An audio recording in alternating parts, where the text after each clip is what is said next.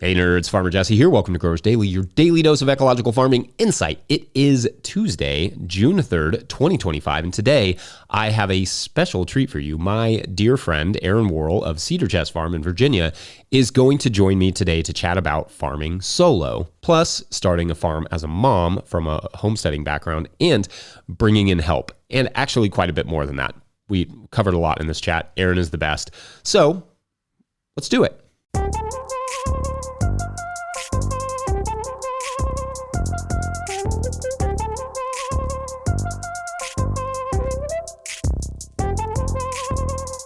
Hi, Erin. Hi. Welcome to the podcast. Thank you. I'm so excited to have you. I've got some fun stuff for us to talk about. So the topic I thought we would kick the day off with is farming solo. And I guess maybe just calibrate us a little bit to start. Maybe describe your farm, how much land you're on, and the extent of help you started with versus what you have now, just to kind of give us an idea. Yeah, sure. Okay, so my farm is in total about 4 acres, but I'm cultivating about 2/3 of an acre. This is my 4th season, and the name of my farm is the Cedar Farm. I'm in Southwest Virginia. But so I started 4 years ago on, I would say it was a 1/4 acre, entirely outside, field production only by myself. And it was a 35-member CSA. And about halfway through the season, realized like, oh, I'm actually growing way more veggies than the CSA needs. And so I started at the farmer's market midway that summer. So then moving into season 2, I got my first tunnel that added a little bit more growing space. I still did it by myself, bigger market production, same CSA size. And then last year, I built 2 more pretty significant tunnels and then opened up more of a bulk growing space for pumpkins and sweet corn. And that's where I landed around the 2/3 that I'm at right now. I also brought on my first help. I had 2 part-time employees, each at 10 hours a week, and then a couple friends that kind of volunteered with harvest for an hour or 2 each week. We're in season 4 right now. I'm like 6 weeks into market, and I'm entirely like a market style CSA now, which is a little bit different. I'm not packing boxes the same way. And I imagine that some of the reasons for that will come up in our conversation later. But this year I have 1 employee. He's here 10 hours a week. And then another friend who's volunteering kind of for in exchange for veggies for 3 to 4 hours a week. So a little bit less labor helping me. It's predominantly me. I'd love more help, but also I have a budget. So Yeah. Okay. So wait, that market style CSA, let's go ahead and describe that because I'm fascinated. And was that a decision based on your labor sort of, or was that like can you describe that a little bit? Yeah, sure. So I started it last year as a trial, and what I'm using is I use Square as my point of sales platform, and you can purchase gift cards through Square. And so I'm using these gift cards sort of as a membership card. People buy in at a certain dollar amount, and I made those dollar amounts the same as, the packed box CSA shares. And all that money gets added on the front end of the season, and then they just spend it down over the course of the year. And I did it because I still am using my minivan to get all of the produce to market.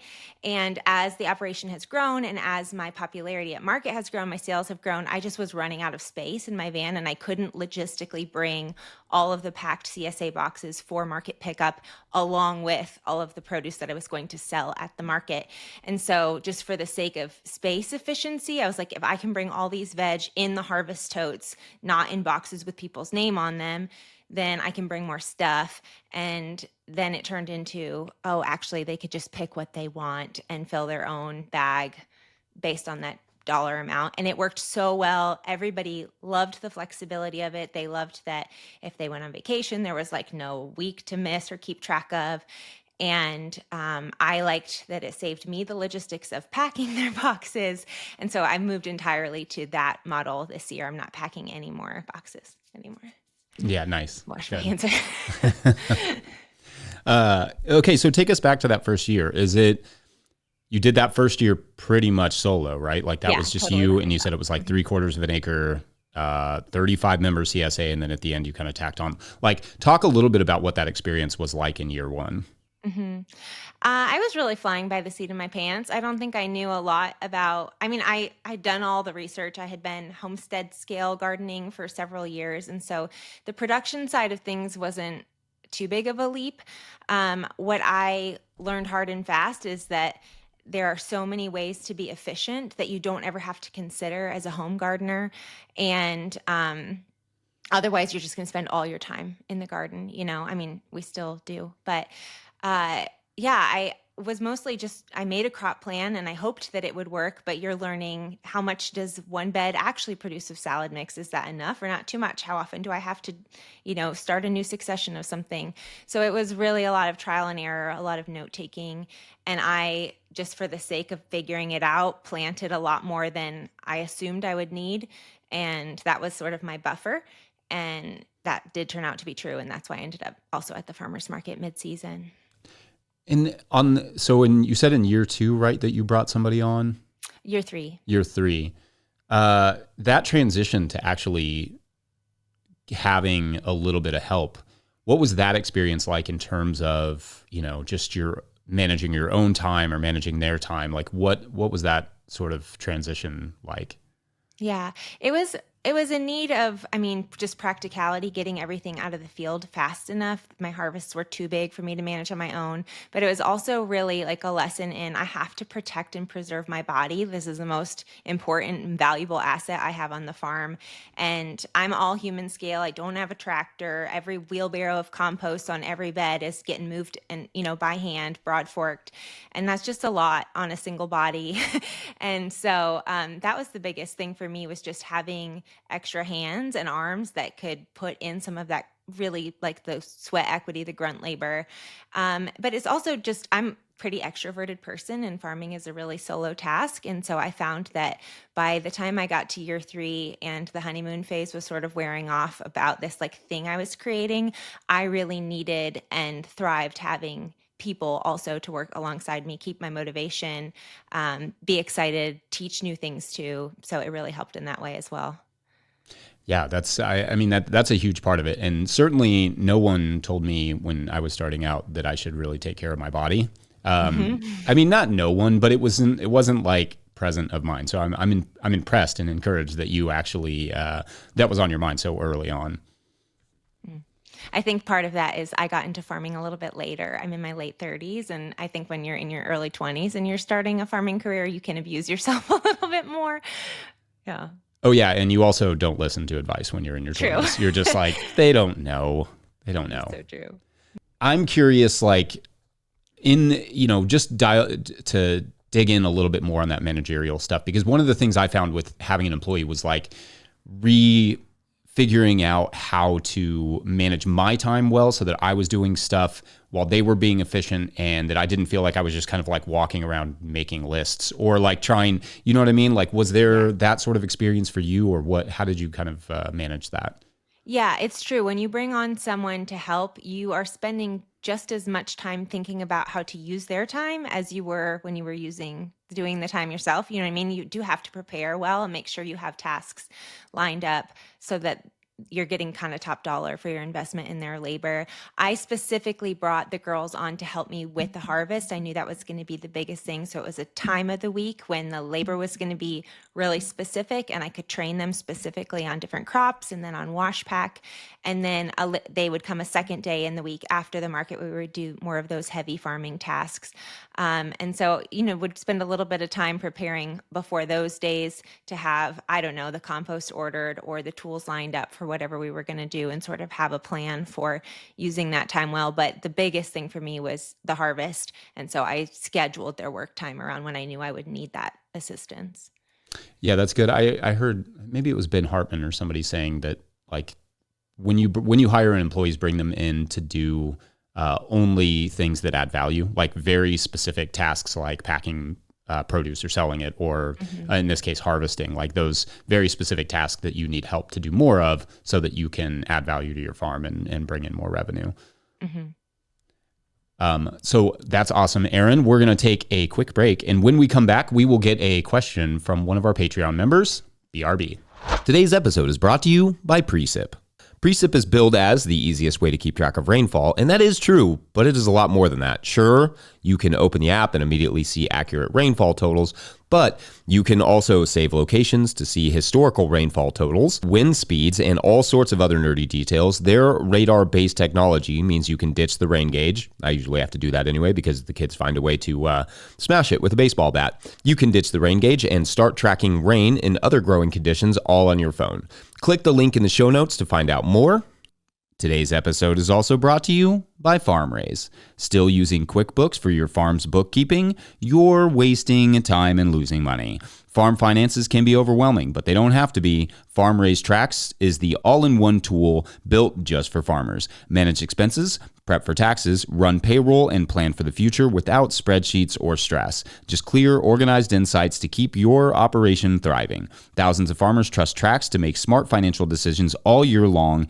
It's time you did too. Use code NOTIL20, that's all caps, no spaces, NOTIL20 for 20% off the life of your membership at farmraise.com. All right, back to the show.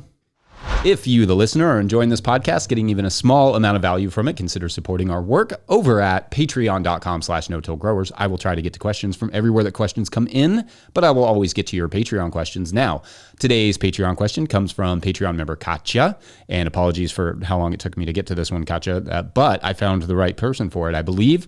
Katya writes, quote, "How do young mothers find their way into and stay in farming among all the other things they have to do? I am a mother of two, 6-year-old and a 3-year-old.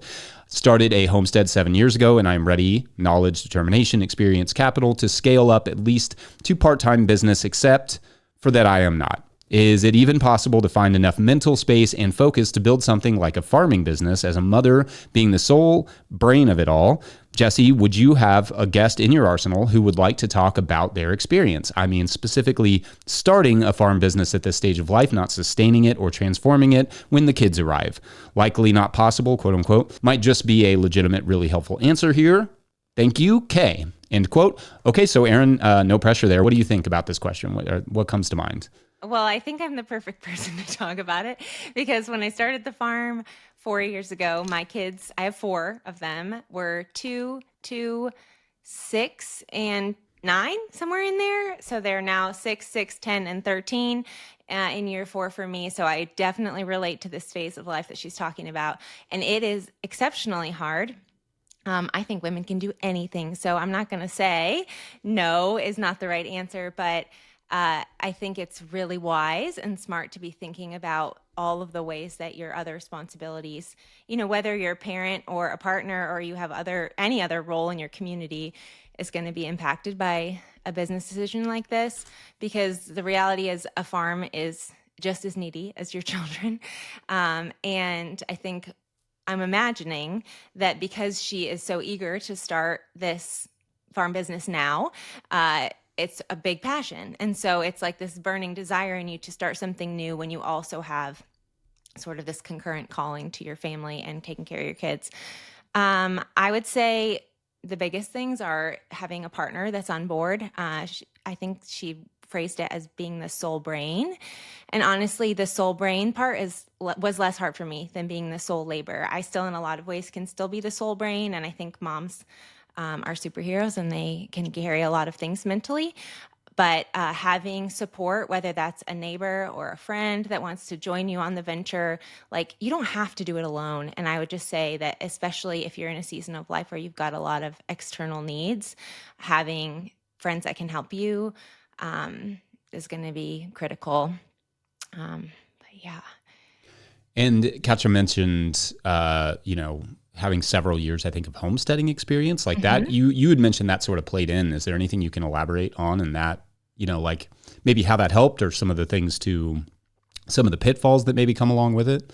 Sure. Yeah. Homesteading experience helped me a lot because I knew a lot about the plants that I was growing. I knew about the crops, the weeds, the pests, those sorts of things. But it changes really when you're trying to make it a profitable business. And one of the most important things, I think, when you're starting a business is knowing what you need that business to do financially to be worth whatever you're putting into it, especially if what you're putting into it is taking time away from young children.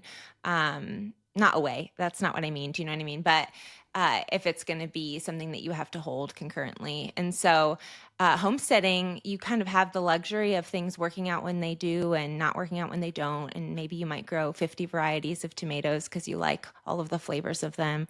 But if you're going to do this for a business, you're probably going to pick, like the three things that work, and you're going to do them on a single liter in some really efficient way.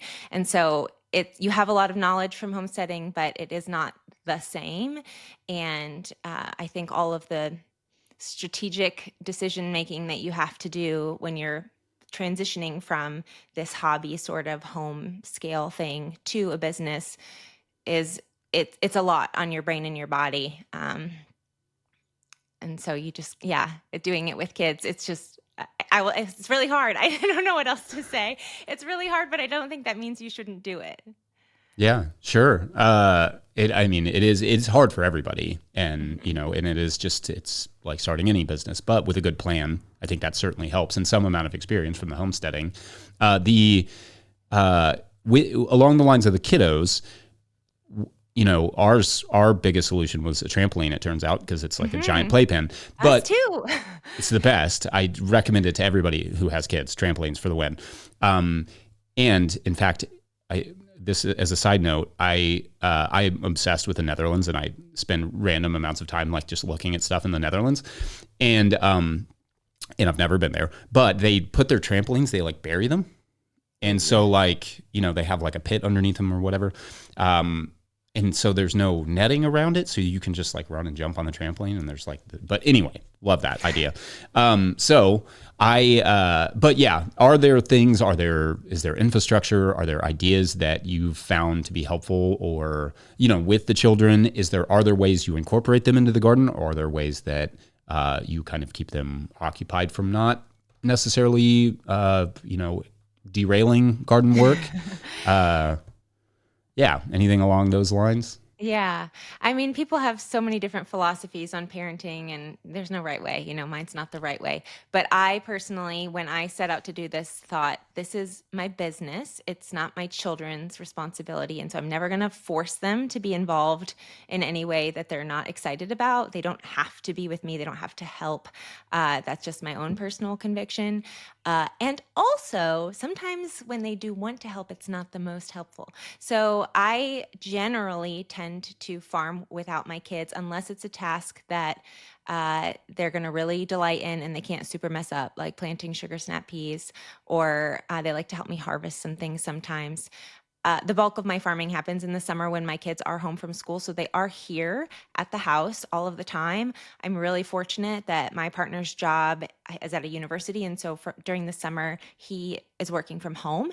And honestly, he takes on a lot of the primary parenting during that time because I don't think that I could do the things that I'm doing at the scale that I'm doing them with my kids, in the garden with me. At this time in life. And my kids are bigger too. They're a little more independent. This question was asked by someone with really small children, and 3-year-olds they don't have boundaries when it comes to not pulling up, your really important crops or messing with your irrigation or whatever the thing is. So yeah, my kids they're always welcome. They know what they are allowed to have and participate in and what they can't. We do have a trampoline. That's a big one. We also put up like a playhouse right next to the garden area. So when they want to be outside with me, they can be there. But my parenting and my active farming time, I would say, are pretty separated for the most part. Yeah. We had a 3-year-old, one of our 3-year-olds. When they were 3, I guess is a more accurate way of putting that, just had a pair of scissors in the side of the high tunnel, had found a pair of scissors and just... I mean, it had to be so fun for them, but yep. I had the exact same hole in my high tunnel from a pair of scissors from my youngest. Yeah, that's great. So expect that. Yep. That's awesome. We're going to take another quick break, and when we come back, we are going to talk about some of the tools that make this solo farming thing possible. Be right back. Today's episode is brought to you by Farmhand. I started a CSA to grow food and build community, not to drown in admin work. Spreadsheets, emails, and pack lists take up too much time. If I could spend less time at my desk and more in the field, that'd be a win. Enter Farmhand. Farmhand automates billing, newsletters, websites, and member support, saving CSA farmers 20 plus hours a week. Focus on farming, not paperwork. See how Farmhand can help. Book a one-on-one demo with founder Ari at farmhand.partners/no-till. That's farmhand.partners/no-till. Today's episode is also brought to you by Peaceful Heritage Nursery. If you're looking for hardy and resilient fruit trees, berry plants, or pawpaw trees, then check out Peaceful Heritage Nursery. Peaceful Heritage Nursery LLC is a mail-order nursery shipping premium quality fruit trees and berry plants across the USA. They specialize in resilient, non-GMO plant genetics for small growers. Their diverse selection includes berries, cold hardy figs, passion fruits, gumi, mulberry, and much more. They're famous for their diverse selection of premium quality grafted pawpaw trees. 5-star Google ratings and customer testimonials attest to their commitment to excellence in quality and service. Find them at peacefulheritage.com and join the mailing list. Once again, find them at peacefulheritage.com. Use the promo code NOTILL for 10% off your first order. All right, back to the show.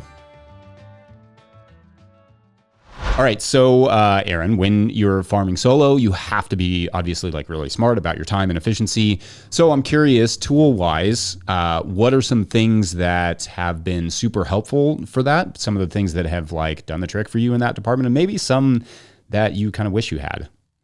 Yeah, the most obvious, easiest answer for me is the Jang Cedar. I did not have it my first year of production, and I hand seeded every single thing that went into the field, every carrot, every radish. And it would take me a couple of hours to plant a single bed of carrots because I didn't want to have to come back and thin it. So I was spacing them out. And then I invested in the Jang year 2, and I literally cried the first time that I planted a bed of carrots in like 4 minutes. I couldn't believe how much time I had wasted doing that. So I think for me, the Cedar has been for far and away the biggest time saver, most efficient thing. I also think this is not entirely a tool, but my high tunnels, I mean, they made such a difference in the productivity of the farm. They cut down on pest pressure. I do a better job keeping things weeded because they're just like mentally in their own space. And I was able to, I built kind of a DIY one second year, but I've been fortunate enough to have an NRCS grant every year since. I'm up to 5 tunnels now. And I would say doing it by myself, it was incredible to have these like smaller pockets of space to mentally manage. But also now that I have employees, it's also that's an efficiency and kind of an organization of the farm that has helped a ton. Because you can do everything from like trellis your cukes and your tomatoes better than you can in the field to throwing up exclusionary netting on certain crops. It's really been a huge labor and time saver for me to have these like enclosed growing areas. Yeah. There's so many benefits to it, and it just makes so many things easier. Is there anything that you're thinking now that you would really like to have, or maybe even have somebody invent? What's missing on your farm right now in terms of tools? I think they're invented, but what's missing for me is a better, more efficient wash pack setup. That's something that I am still sort of bootstrapping and can waste a lot of time and feel just sort of obnoxious to do when you don't feel like you have the right tools. So things like a root washer rather than hand spraying every bunch of carrots with the hose would be so lovely. A bigger, salad greens bubbler, stuff that can just move things in faster quantities. Those are the things I could really start to benefit from. Yeah, I think that's an area that's really easy to have bottlenecks.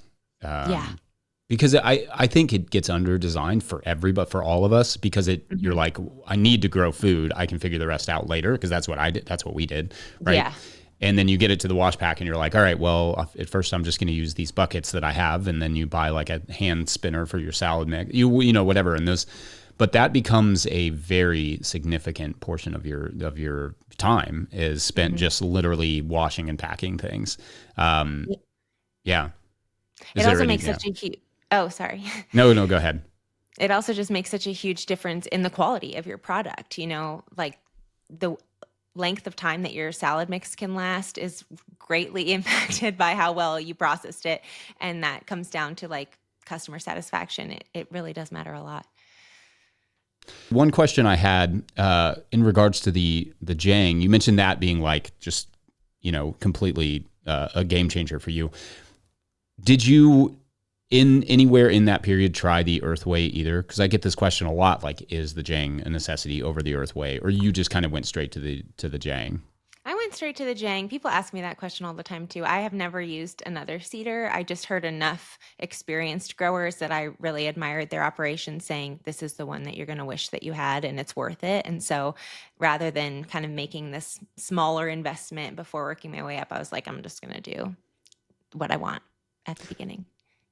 Yeah. It's funny because your story of going from like hand seeding to, crying, pushing the Jang, it rings like that's the story I'm always telling people that I didn't necessarily go directly from, because when I started learning how to farm, I had, the farmer that I was working for had the Earthway and stuff. So I kind of had experience with that.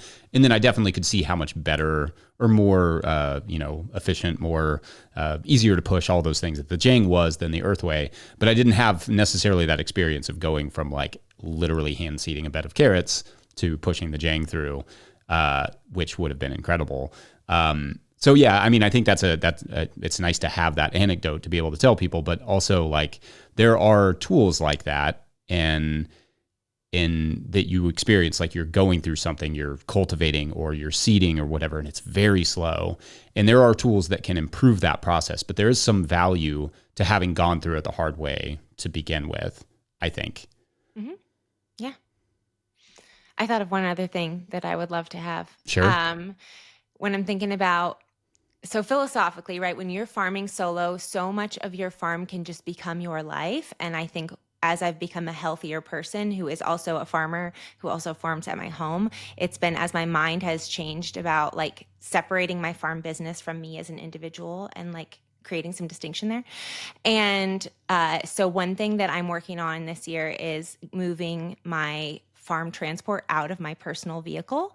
And so I would say like some kind of van or trailer or something that belongs to the farm business. And I don't have to unload like all of my market tables and signage and packaging and everything out of my car so I can drive my kids to soccer, like every week. That is such a mental slog for me. And it feels like it's encroaching at all times. There's microgreen seeds all over the floor of the van because I've spilled so many trays in there. And so, yes, that's one thing that's missing that I think will make a really big difference to me just in quality of life and like mental sustainability. That's an interesting one. One, I appreciate that you're taking them to soccer. But two, I think people maybe don't realize that you can get a loan for, like, we got ours through Ag Credit for a Honda Odyssey that we used for the van, just exclusively for the farm, because that was the perfect fit for us for the amount of produce we were taking. We could fit about $2,000 worth of produce in one of those vans because they're so well designed, and you just take out the seats or whatever, and they run forever. So it turned out that we were able to get that loan for like basically a family van through the Ag Credit to be able to use for the farm, which, I don't know. Some people probably think about van. I don't know what kind of van you got. And some people may think, I need a Sprinter. I need one of these, like larger whatever vans. And I think maybe eventually a lot of people will, but, there is also that option of getting like low interest loans for, I don't know, smaller vehicles like that. Yeah. I think it's definitely worth it to be able to have something that can like stay farm use and not have to transition every week back and forth to make your personal life possible. Yeah. I agree with that. Erin, thank you so much for joining me. This has been a blast. Yeah, I've had so much fun. Thank you. Soft blonde pink bust and shoulders, page 55. All right, I hope you enjoyed that conversation. Make sure to follow Erin's work on Instagram and all the places. We will hook it up with links in the show notes. Don't forget, we at No Till Growers are now officially a 501c3, so donations are tax deductible. Greatly appreciated. You can learn more about how to do that in the show notes as well. Please make sure to like and subscribe and or follow wherever you're getting this podcast. That's an easy way to help us out. Enormous thank you to all of our show sponsors. And if you'd ever like to sponsor this show, you can reach out to Farmer Michelle at no-tillgrowers.com. Huge shouts to Willie Breeding for the theme music, Mike Hilbert for the production help and editing, and the team at No Till Growers. Also shouts to Epidemic Sound for the background music that you can hear. Pick up a copy of the Living Soil Handbook or the Seed Farmer at no-tillgrowers.com to support us as well. Big thank you to everyone over at patreon.com/no-tillgrowers, where at a certain level, or if you just bump up from one level to another, or you sign up in the month of, what are we in? June, you get a shout out on the show. So big shout outs today to Joseph Legault, Mike Fairservice above the Dam Farm, and Hood Family Farm. All right, so, well, obviously, when you live in a town that is a secret and you enjoy it and you want to kind of keep it secret, part of the way in which the Kansatonians, their name, not mine, do that is by not only growing a thick forest, but growing a dense barrier of briars and a nearly impenetrable thicket all around with just a few entrances and exits hidden from view. Also, all of their houses are underground, so even heat sensors would struggle to pick them up unless they were just looking for them.